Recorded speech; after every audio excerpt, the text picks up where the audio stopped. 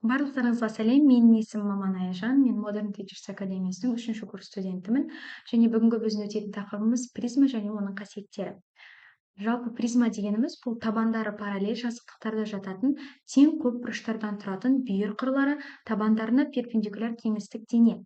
Яғни бізде анықтамада айта кеткендей, бізге берілген осы бір бүйір қырымыз, яғни оның биіктігі деп те айтсақ болады, А1 қабырғасы бүйір қыры табан фигурасына 90 градус, яғни перпендикуляр болып түседі, және де бізде призмамыздың табандарында қандай фигура жатса, сондай призма деп айтылады. Яғни бұл жерде 3 бұрышты тік призма, 4 бұрышты тік призма және 6 бұрышты тік призма деп атайды. Енді призманың көлемі мен ауданның формуласын табу формулаларын сіздерге түсіндіре кетсем, осы жерде бізде АБЦ 3 бұрышты тік призмамыз берілген, және оны біз осылай қайшымен алып, жазбасын ашып көрсететін болсам,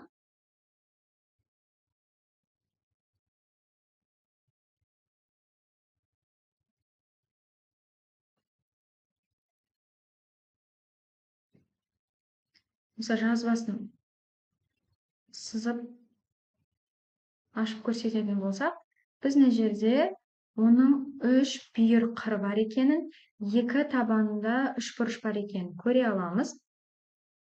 Және егерде біз бұл жерде бізде АБ, БЦ және АЦ, А1, Б1, С1 өзара тең, оны біз А деп алсақ болады. А деп алсақ, бізде 3 бұрышымыз А, ал биіктігімізді Б қабырғасы ретінде алайық. Яғни мына жердегі биіктігіміз ол бізде Б қабырғасына тең.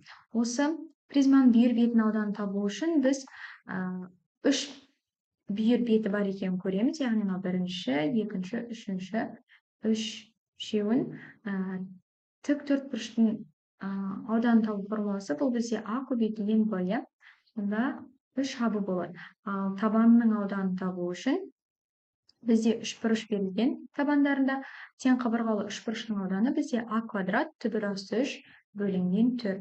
Сонда бізде толық бетінің ауданы бүйір бетінің ауданын 2 табан мұндағы аудандарына қосады екенбіз. Толық бетіміз 3 АБ қосылған 2 көбейтілген А квадрат түбір асты 3 бөлінген 4. 4 пен 2 қысқарып 2-ні береді. Сонда 3 АБ қосылған А квадрат түбір асты 3 бөлінген 2. Ал енді оның көлемін табу үшін, оны біз табанның ауданын биіктігіне көбейтеді екенбіз. Ал енді көлбеу призма. Көлбеу призма дегеніміз не? Жаңағы бізде оның алдын көрсеткен призмалар табанында жатқан фигурамызға, яғни жазықтығымызға бізге тік болып түседі. Ал көлбеу призма дегеніміз осы жердегі бүйір қырымыз табанындағы фигурамызға қандай да бір бұрыш жасап көлбей түседі екен. Және оның біз бүйір бетінің ауданын табу үшін осы көлбеуімізге тік, яғни қима жүргіземіз, тік қиятын. Осы көлбеуімізді 90 градуспен осы қима арқылы біз, яғни осы қиманың периметрімен көлбеу қыры арқылы бүйір бетінің ауданын табамыз. Ал толық бетінің ауданы бүйір беті қосылған 2 табанның ауданы. Ал көлемін табу үшін осы қиманың ауданын бүйір қырына көбейтеді екенбіз. Ал ендеше призмалар туралы есептер шығарып кетейік. Сызбада көрсетілген өлшемдері бойынша 3 бұрышты призманың толық бетінің ауданын табуымыз керек екен. Бұл жерде бізде 3 бұрышты табаны берілген, оның ұзындықтары 10 см. Ендеше толық бетінің ауданын табу үшін біз білеміз, бүйір бетін қосамыз 2 табанның ауданына. Бізде бүйір бетінде 14 сантиметр және 10 сантиметр, яғни 3 бүйір беті бар екен, жаңа айта кеттім. Соны 10 көбейту 14 дейміз. Қосылған 2 табанның ауданы а квадрат түбір асты 3 бөлінген 2, түбір асты 3 бөлінген 4. Ал бізде табанның ауданы 10, 10-ның квадраты түбір асты 3 бөлінген 4. 4 пен 2 қысқарып 2-ні береді. Мына жерде 10-ның квадраты 100, 100-тен 2-ні қысқартып 2-ді аламыз. Бұл жерде бізде 13 пен 14, 3 пен 14-ті көбейтсек, 12 420 қосылған 50 түбір асты 3 шығады екен.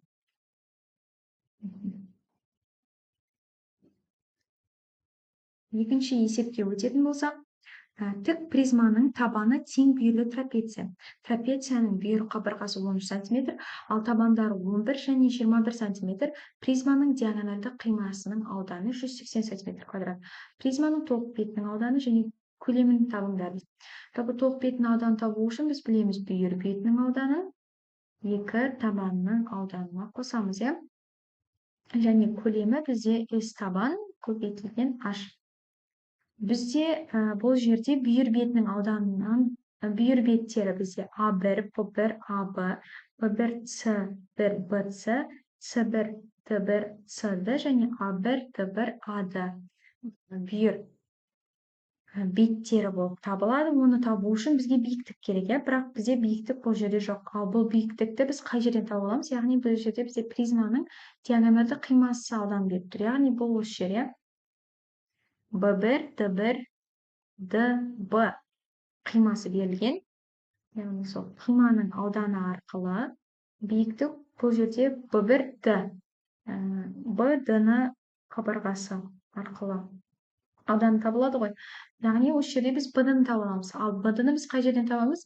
Яғни ол жаңа бізде табанында тең бүйірлі трапеция жатыр. Сол трапеция арқылы табамыз. Бізге белгілі трапецияның табаны бұл бізде 21, AD 21-ге тең, BC 11-ге тең. Және осылай биіктік түсіру арқылы HK-ны алып аламыз. Яғни бұл жерде 21-ден 11-і алынып қалады. 21 азайту 11, бұл бізде 10-ға тең. Және бұл тең бүйірлі болғандықтан екеуінің ұзындығы тең болады, және де ол 5-5 тең болады. Сол арқылы біз BH-ты таба аламыз. BH-ты біз Пифагор теоремасы арқылы, яғни гипотенузасының квадратын катетінің квадратынан азайтсақ, бізде екінші катет шығады екен. Енді BD-ны табу үшін біз бір катетіміз бар, екінші HD катеті де бар, яғни тағы да Пифагор теоремасы арқылы екі катеттің квадраттарының қосындысы 12-ның квадраты қосымыз 16-ның квадраты бізде 20-ға тең. Сонда BD-мыз 20-ға тең, ал H-мызды табу үшін 180 бөлеміз 20, ол бізде 9-ға тең болады. Енді біз бүйір бетінің ауданын жазып алайық. Бүйір беті дегеніміз бұл жаңағы айта кеткенім AB, A1, B1, B1, C1 сынды бүйір беттері бар ғой, соның барлығын жазып алайық қосу ретінде. Яғни аудан табу үшін 21 және 11, соны көбейтеміз 9-ға. Бізде бұл жерде 26 қосылған 32, 58, 8 жерінде 9, 72 жет ойда. 4 пен 5-ті көбейтсе 45, 522 болады екен. Бүйір бетіміздің ауданы. Ал енді табанның ауданын табайық. Табанның ауданы бізде трапецияның ауданы бұл бізде 2 табанның қосындысын 2-ге бөліп, биіктігіне көбейтеміз. Бізде биіктігі 12, жаңа тауып алдық. 12 2 мен 12 қысқарып 6 береді. 32 көбейтілген 6, 12, бір ойда 192. Сонда толық бетінің ауданын табу үшін бүйір бетінің ауданын пи еселенген табанның ауданын қосамыз. 522 қосу 2 384. Бұл бізге 906 береді. Сонда тоқ бетінің ауданы 906 сантиметр квадрат.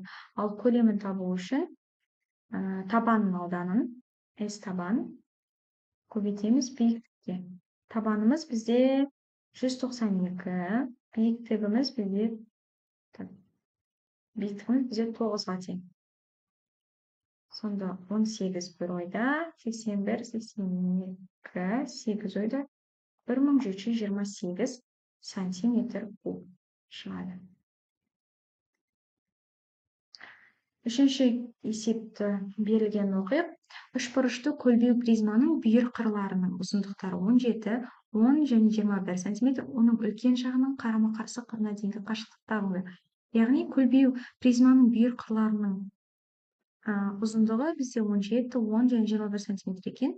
Ендеше бүйір призманы салып алайық.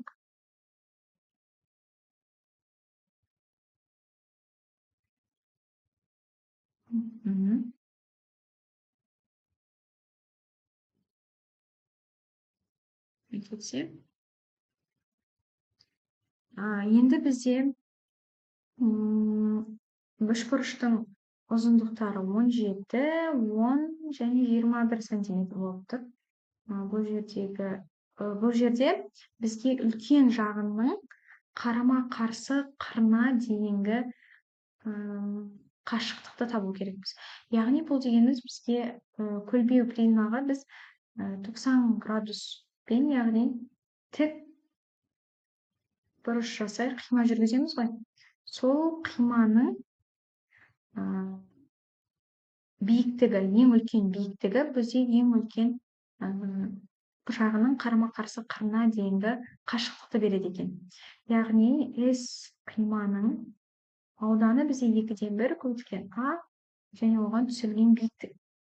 Ал бізде А ең үлкен қабырғамыз 21 сантиметрге тең. Соны бізге HA-ны табу керек.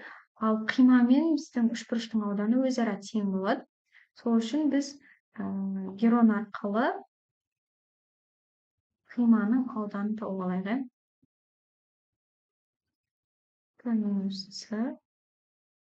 Бұл жерде бізде периметріміз, кіші периметріміз олардың қабырғаларының қосындысының жартысына тең.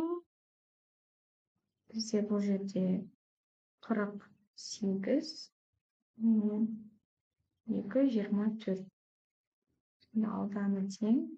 24 көбейтілген 3, көбейтілген 7, көбейтілген 14. Бұл бізде көбейтіп, түбірасынан шығарсақ, 84-ке тең болады. Сонда 84 тең болады 2-ден 1 көбейтілген 21 көбейтілген биіктігі. Биіктігіміз 84 көбейтілген 2 бөлінген 21-ге тең. 84-пен қысқарып 8-ге тең. Сонда ең үлкен жағының қарама-қарсы қырына дейінгі қашықтық бізге 8 сантиметрге тең екен. Жалпы бүгін біз призма және оның қасиеттерін, тік призма дегеніміз қандай, көлбеу призма қандай екенін ажыраттық және олардың бүйір бетінің және тоқ бетінің аудандарын, көлемінің табу формуласын таныстық. Жалпы бүгінгі тақырып сіздерге жеңіл әрі оңай болды, түсінікті болды деген ойдамын. Егер де сұрақтарыңыз болса, комментарийға жазып, өзіңіздің түсінбеген жерлеріңізді сұрасаңыздар болады. Назарларыңызға рахмет, сау болыңыздар.